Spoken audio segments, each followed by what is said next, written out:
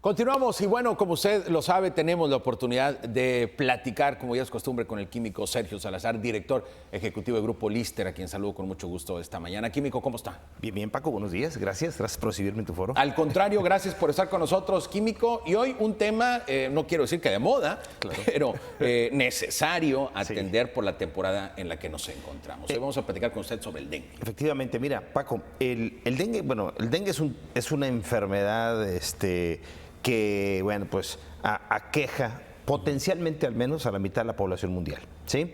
¿A la mitad? A la mitad de la población mundial, ¿sí? Potencialmente, ¿no? Está en todos lados. Exacto, pues se encuentra principalmente en trópicos y subtrópicos, claro, ¿verdad? De todo el orbe. Ahora, es cierto también que, pues, principalmente por el calentamiento global, el dengue ha ido extendiendo su territorio. Hoy afecta al menos a 110 países en el mundo, ¿verdad? Entonces, lo encontramos hoy en lugares donde históricamente no lo habíamos visto. Es decir, ya ha habido casos de dengue, por ejemplo, en Tasco, ¿verdad? Que por la altura, pues normalmente el mosquito ya entre la temperatura y la altura, pues no llegaba. No tienen las condiciones para la reproducción. Exactamente, ¿no? Bueno, ya ha habido casos en Tasco, ¿no? Y te puedo decir que ha habido casos ya en lugares de Europa, como Croacia, por ejemplo, o Francia, donde también históricamente no había habido nunca dengue. Bueno, pues hace poquito más de 10 años por ahí, hubo los primeros casos de dengue, ¿no? Que históricamente había habido, nunca había habido en esos países. Ahora, estos son datos pues que nos deben preocupar, porque bueno, el dengue es una de muchas otras enfermedades que se transmiten por vector, y en la medida en que los vectores han ido caminando, ¿verdad? Y digamos que teniendo acceso, ¿verdad? Por las condiciones climáticas a otros lugares en el planeta, pues este tipo de enfermedades como la fiebre amarilla, el dengue, el zika, el chikungunya, etcétera, pues han ido potencialmente, ha crecido su geografía, ¿no? Entonces, bueno, en el caso muy particular de nosotros, ¿verdad? Aterrizándonos en la zona conurbada, la verdad es que sabemos que pues el dengue aquí es endémico, vivimos con él todo el año, claro, y hay casos prácticamente en todo el año, incluso en diciembre o en enero. Temporadas más, temporadas menos, pero siempre hay casos. Varía más que otra cosa la frecuencia con la que nos vamos a estar encontrando. Entonces, debemos tener especial cuidado. ¿Hay diversos tipos, Químico? Sí, cómo no. Hay 4 tipos de dengue diferentes. Los científicos, pues, de una manera muy elocuente, los han denominado DEN 1, DEN 2, DEN 3 y DEN 4. No hay más. No se complicaron más la existencia. No se complicaron más. Bueno, y dicho sea de paso, el término dengue también tiene un origen muy interesante. Lo digo rápido. Sí. Se dice que los primeros exploradores que por ahí anduvieron en África y por primera vez se enfrentaron a casos de dengue que observaron, ¿verdad? Sí. Y todo, le preguntaron a los nativos qué era esto, ¿verdad? Y entonces los nativos en suajili aparentemente les contestan "Ki denga pepo". Y entonces ya me imagino yo claramente al europeo de atrás preguntándole qué dijo, ¿verdad? Sí, y el otro diciendo, en la cadena, ¿verdad? Sí, fue lo que entendieron. Lo que entendieron fue dengue, ¿no? Y "Ki denga pepo" realmente lo que quiere decir es que se trataba de una posesión repentina de un espíritu que generaba este tipo de reacciones en el cuerpo, ¿verdad? Claro. Y entonces... Bajo las creencias. Bajo las creencias en aquel entonces, ¿no? Entonces, bueno, pues desde entonces a la fecha lo hemos bautizado este problema como con dengue, ese nombre, ¿verdad? Ahora, sí, te decía, hay 4 serotipos y este es un dato muy interesante porque el dengue clínicamente lo notamos al menos de tres formas. Esto es históricamente, ¿no? El dengue que le llamamos, digamos, clásico. El dengue clásico. El dengue hemorrágico.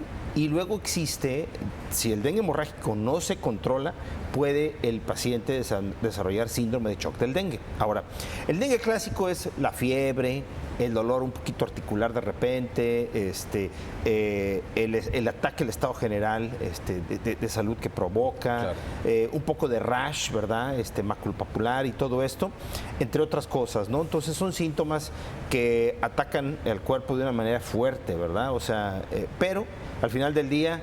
Y una clínica muy característica. Muy característica, ¿verdad? Entre comillas, porque al final del día otros problemas, sobre todo virales, pueden confundirse, por eso es necesario hacer estudios. Y el asunto con el dengue es que al haber 4 serotipos y estos parecerse mucho entre sí, la respuesta inmune que se monta ante un primer episodio de dengue, digamos que en vez de protegernos contra los otros serotipos, nos vuelven susceptibles entonces ahora a desarrollar el dengue hemorrágico. Si ya te dio este. Ya te dio el clásico, digamos. Entonces, con mucha certeza.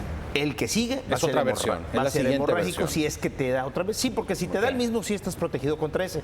El problema es cuando te enfrentas a un virus de un serotipo distinto no al te que protege. te dio antes. Realmente no estás protegido y esa respuesta inmune, como no es eficiente, entonces hay una liberación de agentes proinflamatorios que es exagerada, que tiene efectos sobre la pared vascular y esto genera, digamos, fuga de sangre, ¿verdad? De ahí la hemorragia. De ahí la hemorragia, precisamente.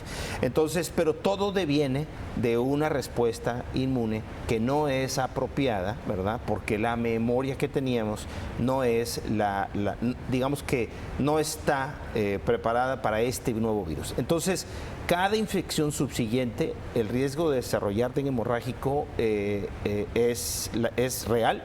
Y es muy seguro que así sea. Por eso la importancia de detectar específicamente cuál es el serotipo. Eso sería muy bueno. Habitualmente no se hace y no se solicita.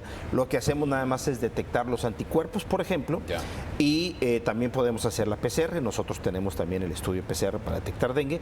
Y como los cuadros entre esta y otras enfermedades virales similares se traslapan un poco clínicamente, entonces la PCR que hacemos detecta al mismo tiempo dengue, el virus chikungunya y el virus Zika. ¿Sí? O sea, lo pueden hacer en una sola batería. En una sola reacción, nosotros detectamos los tres y entonces el médico tiene ahí la información para saber de manera diferencial de qué se trata, ¿no? Perdón, químico, porque el tiempo se nos ha agotado, pero rápidamente, estos tres padecimientos que usted me comentó, ¿el dengue será el más agresivo para el cuerpo, para el ser humano? No es tan sencillo comentarlo. Te puedo decir que el chikungunya es horrible también, es dolores articulares sumamente fuertes, ¿verdad? Que además tienen el problema de que con el tiempo esta persona puede volver a desarrollar síntomas y sobre todo en sus articulaciones y demás.